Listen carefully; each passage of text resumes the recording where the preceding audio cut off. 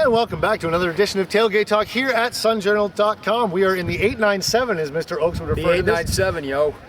We're in Livermore Falls with the Andes practicing here behind us, and we're going to be talking a little bit more high school football today. Let's start with these Andes and a huge matchup for these Andes here this weekend against DIrigo. Yeah, a couple undefeated teams. Arguably the game of the year, at least in Class C, and a lot of people have been aiming at this game for quite some time. Both teams have pretty much rolled through the schedule thus far, and kind of contrasting styles, but no doubt two teams that like to get after it physically. But DIrigo a little bit more balanced, a little bit more run-pass balance. Livermore Falls, they're going to try to run it down your throat every time. That's the thing. DIrigo hasn't really been forced to pass much. They've tried to a little bit to kind of prepare for games like this, but their schedule, they've played the tougher of the two schedules, but they've still pretty much rolled through it. Livermore Falls can throw the ball. A lot of people kind of leave that out of the equation when they're thinking of the Andes, but they threw for 100 yards last week albeit against Trey. As you can see, they're preparing for that game behind us. Let's go to the coach and to a few of the players and see what they had to say about this upcoming matchup.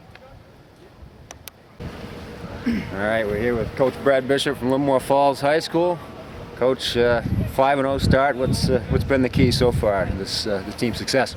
Hard work and just doing it one day at a time. That's all. Yeah, There's no secret formula. We've got some pretty good players, but they work extremely hard. Got a lot of familiar faces in the lineup, but a lot of guys that kind of change position. Yeah. I know in the summertime you were talking about that, and there's always probably a little anxiety when you're doing that. Yeah, how's it worked out? We have to do what we have to do. If some of the fullbacks play guard, tight ends play tackle, and the kids understand that every year that if they want to play, they're going to have to move positions every once in a while. And if they're not willing to do that, they won't play, plain and simple. So. Now, is that something you know about well into the off season? Oh yeah, I had this in mind back last November probably. So keep it a secret till August. Exactly. Is that just something that's part of Class C football? I mean, we're dealing with the numbers. Well, actually, it's a part of when I was in Class A. It's part of Class A football too, believe it or not. So. Yeah. Here with Sean Whiting from Livermore Falls High School. Sean moved to quarterback this year. How's that going for you so far? It's going great. Really, that's why I wanted to play all through high school, but what coach is saying, you got to play where you need it. Yeah. Now, did you play quarterback at all before high school? Yeah, that's where I played all coming up. Yeah, in the backfield. Yep. So how, in this offense, how do you look at your role as quarterback? Are you more of a running guy, a throwing guy? You have to block a little bit. You have to do a little bit of everything, don't you? Don't throw the ball much, but yeah, you got to just get the ball to the backs most of the time. Don't score. Yeah. But when teams have kind of dared you to throw the ball, you made them pay a little bit this year, haven't you? Coming through good. Most of the time, there's always people open and just get it to the guy. How talk a little bit about the offense as a group, because you guys, there's a lot of holes that a lot of people could run through out there that your offensive line opens up for you. They've been a big part of your success too. Talk a little bit about them. Yeah, they've gotten a lot better this year, and we lost a lot last year, almost our whole line. And kids have stepped up and done their job. Is it tough as a group? We've talked about guys changing positions and everything, and you don't really know what you're going to have till you start to practice in August. But how's it come around with everybody kind of doing different things this year? Coach Bishop prepared us well in the first 2 weeks of double sessions and got us ready for the season. What do you think of the 5-0 start? You not focus too much on it, but I mean, you got to be happy, right? It's nice, yeah. Here with Alex Rose of Livermore Falls High School, one of the starting halfbacks. Alex, talk about the season so far, the success that your offense has had.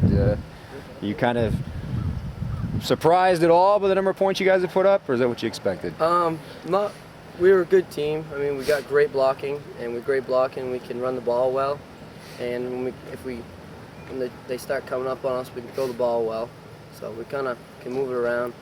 As some teams have only one or two backs that other defenses have to key on, but you guys have a lot of guys that can make plays. I mean, is that a big factor in the success you've had? Yeah, it is. Yeah, definitely.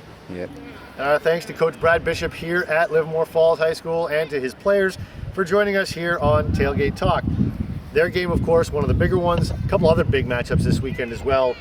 Certainly, let's start with the Levitt-Morse matchup. I think that'd be the other big one, because as good as Levitt has played, as well as they've played against all of these teams that they've played, especially Waterville last week, Morse has been their one big piece, their one big team that they just haven't been able to get over that hurdle. Any chance that comes back to bite him again this year? No, it was funny to see Levitt play the disrespect card after they beat Waterville. Nobody expected us to, no, people have been questioning us because of our schedule. I don't know who's questioning Levitt because they're clearly the best team in Eastern B as far as I'm concerned to have been since the beginning. As you said, though, Morse was the team that beat them twice last year, including in the semifinals, regional semifinals. Morse, the defending champion in a lot of people's eyes. You're the champ until you get knocked off. So it's out there for Levitt on Friday night. Yeah, as much as Levitt, would like to blow Morris out, you think deep down in their hearts they might actually get a little extra satisfaction if they win in our last-second Hail Mary, because that's the kind of heartbreak that the shipbuilders have delivered the last few years to the Hornets. So should be a great matchup. No doubt. Otherwise, we've got Mount Blue at Coney. That could have some serious playoff implications. It's going to be a very, very interesting game. Absolutely has playoff implications. If Mount Blue loses, they're probably going to be in trouble. Certainly had a chance to upset Bangor the other night. Coney with 2 wins, Mount Blue with 1. You got to think Mount Blue's got to win that game to go to the postseason if they want to. Yeah, Coney's pretty surprising team so far this year. Was it Mr. Dunkley, their versatile quarterback, split out a little bit, likes to run the ball and can throw the ball. That's a tough matchup, definitely. Another good game. Lewiston at Lawrence, probably not the game that, you look at the records, you'd think it'd be a good game, but let's face it, Lawrence is still Lawrence, and Lewiston is still breaking in a new quarterback now that Ronnie Turner's out for the season. They are, and I think you got the same dynamic in the PTCA that you've got in Conference Class C, and that the North Division is definitely where the power lies, and Lawrence has kind of run through that schedule. Lewiston's been challenged, though, battle-tested with some tough games, especially against Brunswick, even though they didn't come out on top a couple of weeks ago, so you never know. Yeah, Seth Mason, the new quarterback, was impressive last week against Mount Ararat, but facing the Mount Ararat defense, going from them to Lawrence's defense is like going from Notre Dame to, the Baltimore Ravens. Let's run through a couple of these real quick. Skowhegan at Edward Little, Oxford Hills at Bangor, Grey New Gloucester at Falmouth, J and OOB. Any of those conjure up any sort of excitement there, guys? JOOB, certainly 2 3-2 teams, and again you've got that north-south thing going where it's probably a toss-up game. Both teams pretty well handled by DIrigo, and both teams had another loss that they probably each wish they could have back. OOB against Lisbon and Jay against Oak Hill. So another game with big playoff implications. Winner might have a shot at hosting a first-round game. Yeah, we talked about Levitt's history with Morse. Jay has a weird history, especially at Old Orchard Beach. I was at a game a couple years ago down Old Orchard where Jay only gave up 1 first down, and it was on a penalty, and they still lost the game. Just kind of a bizarre history between those two, and that game's gonna have some definite playoff implications down the line. Grey New Gloucester Falmouth's another interesting one. Patriots, after losing last week to Cape, not unexpected obviously, but they pretty much need to run the table from here on out if they want to pass Wells for that last playoff spot. And Falmouth is a team that they should be able to beat, but you never know with one of those newer programs whether they will be able to pull it out. But that's a pretty big game in Western. Yeah, basically every game is a playoff game for GNG. They win out, they probably go to the playoffs. Looking at Saturday's slate, you've got Mountain Valley, Greeley, Shakopee Valley at Lisbon, Winthrop at Oak Hill, and Poland at Freiburg. Winthrop Oak Hill is definitely the marquee matchup there. It's speaking of that disrespect card we mentioned. Winthrop's another team that Oak Hill kind of felt like was put ahead of them in the preseason. That maybe they should have had the role should have been flip-flopped. Oak Hill certainly at 3-2 and Winthrop at 3-2, kind of like the JOOB game. It's another big one. If you go into the Poland Freiburg game, don't go on the Route 302. That's all I have to say. Oh, good. Yeah, absolutely. The fairs this week, and it's going to be a tough road. If you're going to the Poland Freiburg game, you deserve it. Ouch.